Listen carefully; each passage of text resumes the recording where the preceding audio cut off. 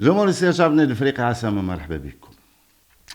الشيء الوحيد الذي أنا متأكد منه حاليا بشأن علاقتي بالنادي الأفريقي هو أنه لا توجد بأي حال من الأحوال أي وضع سأعمل فيه بجانب أو أساهم فيه ماليا مع ناد يديره يوسف العلمي. يمكنه أن يملك النادي لكن ليس بمشاركة مني. هذه تدوين فيرجي تشامبرز. هذا أهم خبر اليوم في تاريخ النادي الأفريقي. وش باش نقول لكم؟ يعني فما أشياء وكأن مصرين أننا بالسيف، فما مربع متعفن مصرين نحبوا نتموقعوا فيه بأي طريقة مهما كانت الوضعية. ما نحبوش نقدم، ما نحبوش نقطعوا مع ماضي تعيس، ما نحبوش نشوفوا آفاق أخرى. ماناش واعين أن نحن قادمين على تشامبيونز ليج ولا بطولة والتحدي كبر. ماناش واعين بالشيء هذا. هذا هو الوضع اللي نفهمه أنا وقت نقرأ تدوينه كما هيك، باش نكون واضح الساعة قبل كل شيء. شكرت الإدارة وقفت معها في الوقت اللي لازم نقف معها فيه، ونقضتها في الوقت اللي لازم ننقضها فيه. فرقي نفسه وقفت معه في الوقت اللي لازم نقف فيه معه، وجيت ضده في مواقف أخرى. لكن تخيلنا في وقت ما تقريبا شهر التالي بعد حكاية مهدي ميلاد وحمد مبارك والاجتماع اللي صار بيناتهم أنه الأمور ستزيد. وخرجنا وقتها بحديث أنه راهو فيركي تشامبرز باش يدعم النادي ب4.5 مليون دولار، وفما انتدابات باش يعاون به. من بعد صارت حالة من الغموض، وتفاجأنا بإدارة النادي تخرج مرة أخرى بحملة تبرع الأول فور وان أول فور وان أول فور وان.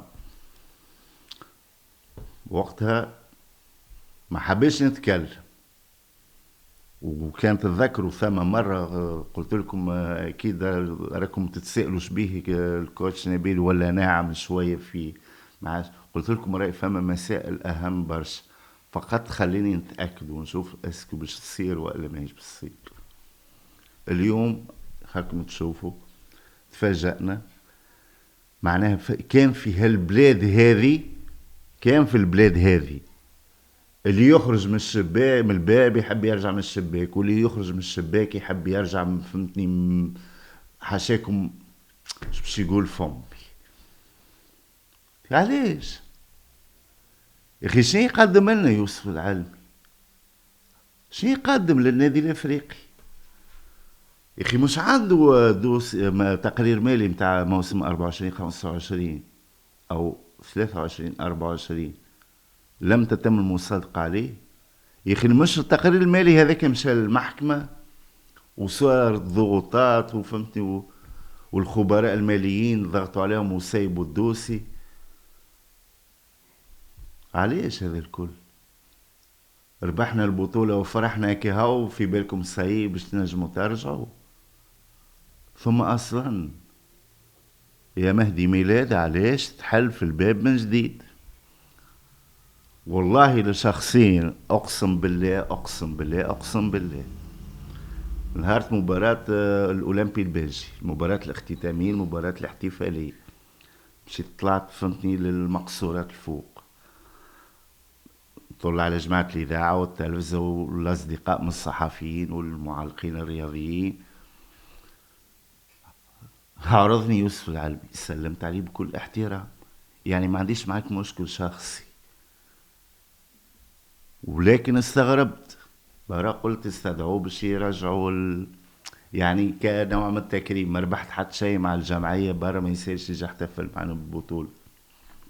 كي هبطنا للتتوي في للتران وقت باش يعطوا بتاع التتويج، اكيد شفتوا الناس كل اللي هو موجود ومعاه هيكل دخيل وكمال يدير حاجة باهية. مهما كانت رؤساء الجمعية قدام، لكن كل حاجة في بلاصتها. انتهت الفرحة السيء، خليني نخدم على روحي باش نكمل في المسار. اما انه يرجع يولي امبليكي في الخدمة، لهنا تولي الأمور ما تعجبش.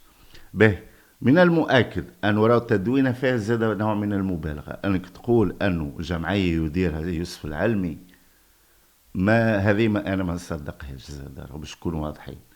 يعني تحب تقول لي أنه الدكتور محسن طرابلسي ماريونيت محطوط غادي، هشام مناعي ماريونيت؟ ما مهدي ميلاد هو اللي راجعك أكيد، فما استئناس بآراء وكذا، فهمتني؟ معناها فما نوع من المبالغة بالنسبة لفريق تشامبرز. لكن كلامه زاد في جانب من الصحة، أنه واحد من الفاشلين القدامى يرجع وتكون عنده حتى ربع كلمة، هذا شيء مرفوض. هو أصلا قلنا أنه التقرير المالي متاعه مفروض أنه يحاسب عليه. يا أخي خلينا شوية عجز مالي. يا أخي الانتدابات حسام الدين سويسي والهمامي وما نعرف شنو وأشباه اللاعبين، والتجديد الأحمد خليل والتجديد ما نعرف شكون، شوية هذاك عنيناه. بلاي الجمهور زاد اللي يدافع بطريقة عمياء على الإدارة، وإلا على التوجهات نتاع الإدارة في المنحى هذا، دافع عليها في توجهات أخرى. أوكي، عندك الحق، ونشاطرك الرأي في البعض منها ونختلفوا في آراء أخرى، هذه أوكي. أما بجي تقول لي يولي خاطر نقرأ في كلام راهو من بعض الصفحات شيء يدوخ، فرقي ولا معتوه وأبله وما نعرف شنو عليه. يوسف العلمي شي مد عطاه كيما عطا الفرقي؟ باه، راهو نحكي لكم اخطر من هاك. انا صار لي كونتاكت النهارين هذوما مع واحد من الاشخاص اللي يدير في احدى الصفحات الخاصة بالنادي الافريقي. في المكالمة الهاتفية كان تقريبا نص ساعة، قال لي يا ريت جاء عنا 10 من فريد عباس، وفريد عباس مدرسة الصرامة ومدرسة. يا ولدي رجل أعمال، أخي أنا جايب واحد عشماوي قال المصري. يا ولدي رجل أعمال، باش الجمعية باش تصرف عليها من كبارات النادي، فهمت؟ باش تصرف على الجمعية. شنو هذا نجيبوا واحد من السجون ولا صلاح ماله، نجيبوا واحد من الداخلية يشد الجمعية، نجيبوا واحد من الجيش إذا كان لوجه على الصرام. شنو الريق هذه، فهمتني؟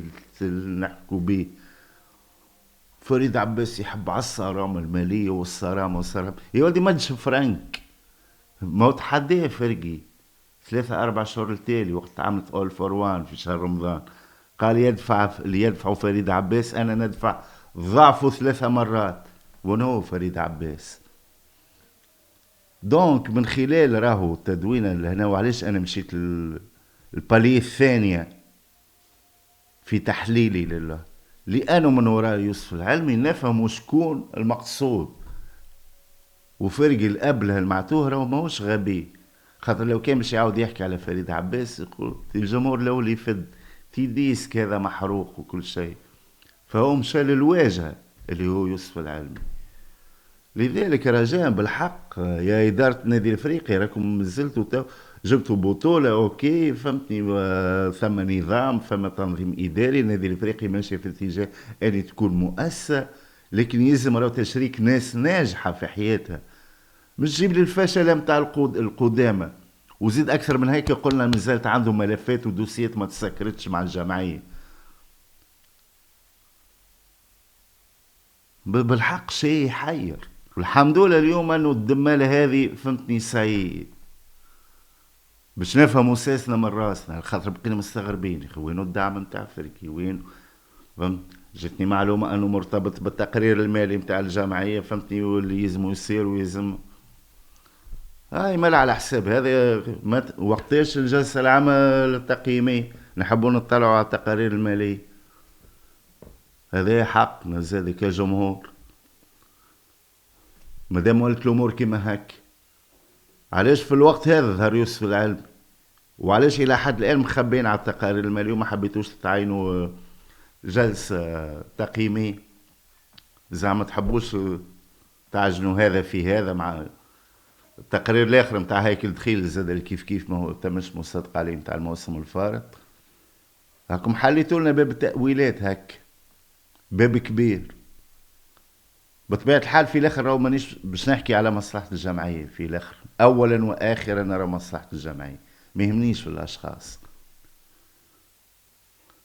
دونك مرة اخرى بالله اعرف كيفاش تتصرف.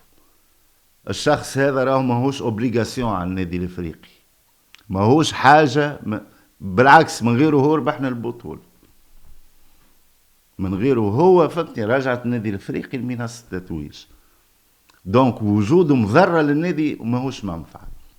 صاحبك تخليه، تخلي صحبتكم برو اعملوا وفريات اخرى مع بعضكم، حلوا كيوسك، حلوا اللي تحبوا عليه، مشاريع اللي تحبوا. اما الكلوب افريكان لا، بطبيعة مانيش صاحب قرار او كي نقول لا، اما نمثل صوت فئة كبيرة من جمهور النادي الافريقي اللي رافضين.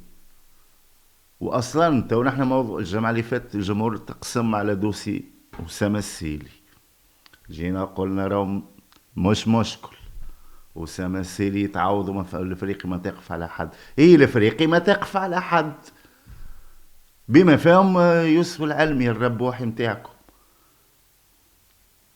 دونك نرجع مرة أخرى لأصوات الحكم في النادي الإفريقي وعلى رأسهم الدكتور محسن طرابلسي. بجاه ربي خذ أنت الدوسي هذا اون شارج، عملوا لنا تقارير المالية حضروها وتواصل مع الراجل وحكوا معاه بالسياسة باحترام بكذا فهمتني.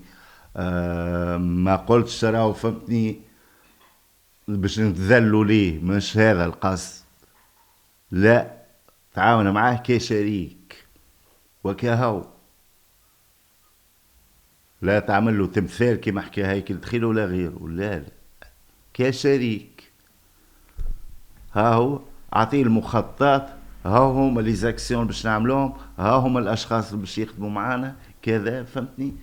امريكي راهو يفهم بالمخططات، ما يفهمش بالرعواني وبالبعلي.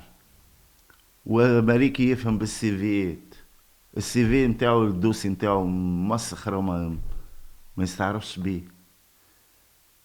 يا اخي ما هربش يوسف العلمي وخلاها في يوم من الايام بعد ما تعنطز وباش نعمل رجعوها لبلاصتها وما نعرفش ايه وكل الكلام الفضفاض كله، في الاخر هرب وخلاها. دونك يزونا بجاه ربي. والطريقة العمياء هذه للدفاع على الاشخاص، مانيش ندافع على فرقة تشامبرز، ندافع على النادي الافريقي. الشخص هذا يصلح وينفع النادي الافريقي، اي ما يصلحش وما ينفعش ويضر النادي الافريقي يبعد. هذه هي شنو بالسيف يلزم يكون موجود. والله لو تقرا في صفحات بالحق تحس فهمتني اللي الكلوب افريكان فهمتني متاع ملك السيد الوالد الجماعة تحكي، وقت اللي فما المصلحة الجماعية واضحة، يا تحكي بالمنطق هذاك ام باش تحكي على اساس انك انت وانتم تحكموا وانتم بالسيف عليكم برا الفريد عباس نتاعك فهمتني واحكموا، ولا اعملوا جمعية اخرى وحدكم مادام ولائكم للاشخاص. فنتمنى بالحق انه مرة اخرى ادارة النادي الافريقي تتدخل وتكون حكيمة في تدخلها هذا، خلي هالدوسي هذا يتسكر اون فوا بور توت، وخلينا ولازم بالحق تعيين جلسة عامة تقييمية وباش نرجعوا دوسي المحاسبة ماناش ناسين وراه نقطة وارجع للستر. وهنا في الدورة نستنوا فيكم، إن عدتم عدنا. تقابلوا في الفيديو لاحق بإذن الله، إلى اللقاء.